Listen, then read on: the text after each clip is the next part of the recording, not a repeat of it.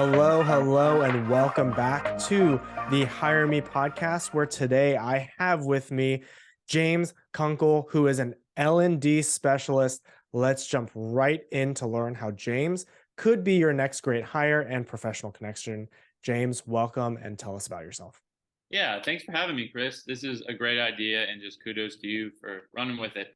So, like you said, my name is James Kunkel. I am currently an educator. I'm an ELA teacher for ninth graders in Louisiana. I've been teaching here at this school for 6 years, and I actually didn't go to college to get into education. I studied intercultural studies, got a bachelor's in that, and spent some time overseas, actually living in Istanbul, Turkey, and thought about maybe actually starting a life there, but ended up coming back to the United States and kind of transitioned into teaching, got my alt cert, and I've really enjoyed it. I've enjoyed working in education, and it's made me the person I am, and I probably can contribute a lot of the skills that I've developed, towards or to it. But it is, I think, a time just to kind of transition out of the classroom. So. For sure. With your transition from education into L&D, what type of roles are you looking for? Yeah, that's a great question. So I'm looking for a learning and development position. And as you know, and as many people know, if you're familiar with that, it's like a wide umbrella. There can be ed tech, there can be corporate, there can be nonprofit. And so I'm actually just really interested in any of those roles. If it could be curriculum development, instructional design, a training specialist, I'm just looking, for a role that fits into some kind of teaching component or developing some type of learning experiences for people. And I think I would prefer to like work collaboratively with others. And I do enjoy bouncing ideas off and just kind of learning from other people and perspectives and be able to work together towards a goal. But I'm also comfortable with my own skill set, and if I would have to work independently in a position, that would be totally okay. Fantastic. Yeah. Well, as you are making this transition and you're looking at those types of roles and all of the teaching that you've done so Hmm. far, I mean, what is it about this work around education and L&D that you really love? Yeah, man, I'm just by nature a very curious person. I'm very passionate. If I don't know something, people that are close to me, I'm gonna Google it. I'm gonna look it up immediately, like right there on the spot. And so because of that curiosity and just loving to learn, like I love teaching people. And I think specifically is I love to be able to take very abstract or maybe even complex ideas and break them down in order to help people understand the components of how everything comes together to the big picture, and then relating that big picture to life, like real life world experiences. That's something I do on a daily basis as an English teacher, teaching about themes and different things, and just being able to break things down within a text and then relate it to people's lives. So I think that's my passion, is being able to have those light bulb moments for people that might have difficult understanding something up front, but then being able to kind of grasp it, understand the components, and then relate it to their own experience or their own life. So. 100%. As a talent development person myself, I resonate with that so much, and I think you're Yeah. absolutely on the right track there. So as you've been in your field of work and as you've experienced work, we all tend to have certain preferences or certain found certain environments that really help us do our best work. So, what are those types of leadership and cultures that you found help you thrive? Yeah, definitely. That's a really important question. I think first and foremost, I've seen for me that it's very helpful when the leaders and the people over me have a very clear vision for what they're wanting, and able to make that known, to kind of set the tone about what they're expecting and what they're wanting us to do and where we're wanting to go. Now, on the flip side of that, I do think that I have thrived under leadership that's allowed me to kind of cultivate my creativity. Doesn't necessarily like micromanage me. Sets clear boundaries and expectations, provides feedback, positive and negative, but allows me to have freedom to like kind of express myself, be creative, think outside of the box.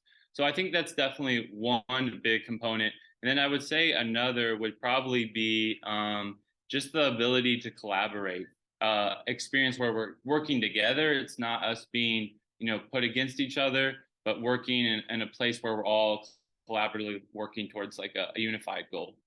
Fantastic. So as you are talking to different organizations and recruiters and hiring managers, they're going to ask, in this collaborative environment, in this highly visioned organization where it is very Mhm. clear, they are going to encounter different issues and situations and problems. What would you respond to them, or what would you say to them when they ask you, what problems can you solve for us? Great question. So I think, and I kind of hinted at this earlier when you talked about my passion, is that I do think I am uniquely gifted in being able to take complex ideas or very big picture ideas and break them down into ways that people can understand, and not only understand but relate to their life. And let me give you a couple examples. So my first year teaching, I taught geometry, and geometry in high school, kids either love math or they hate it, right? And so there's a lot of concepts in geometry that can be very overwhelming, especially if you don't like math. And so I was very creative in the ways that I approached instruction, that I tried to connect the ideas to the children and their real life experiences. And because of that, we were able to see in my first year of teaching, and if anybody knows, it's a struggle just like first year of teaching. But in that first year, I was able to see a 7% increase on the assessment, the state assessment from the previous year. So that was really exciting. And then just another example is I actually developed a curriculum. 2 years later, I taught law studies, which was an elective, and it covered like criminal law, civil law, torts. That's a lot of like very in the weeds, very detailed. And so having to take that and make it relatable to kids and making it relevant was difficult, but I really enjoyed it. And it was a lot of fun. And it was cool to be able to develop that and make it something they enjoyed. So I think, definitely just the ability to take concepts that are very difficult or complex and breaking them down, and then, allowing people to understand them and relate them to their life. It's definitely Very something cool. that yeah, Awesome. I love that. Ultimately, yeah. at the end of the day, what really matters to you? Yeah, man, and that's honestly like in all these questions, that's probably like one of the most important when I was thinking through these. I think one is it's kind of cliche, but because it's like the thing people say these days, but work-life balance is definitely something that matters to me. As someone who wants to get married and have a family in the future, like being able to have a healthy relationship with myself, with my spouse, with my kids, my family and extended family is incredibly important. So just being able to have that is incredibly important.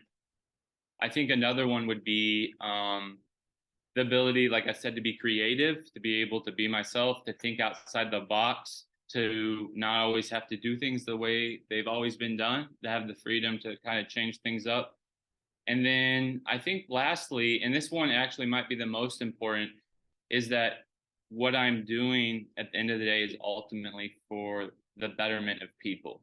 Like I understand, that, making money, being able to push a product, but at the end of the day, I want to be able to either equip people to do their job better, to maybe help a student have a bigger view of the world and want, have some type of passion. And so, just I want to do something that is for people. Like that's the priority, is to better people. So.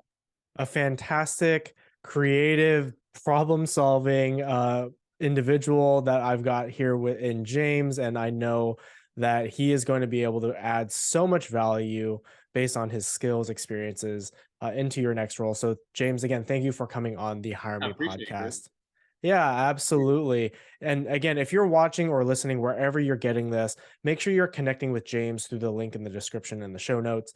And make sure you subscribe, follow, and like all of our content here on the Hire Me podcast so we can continue elevating more of today's top talents just like James. Take care.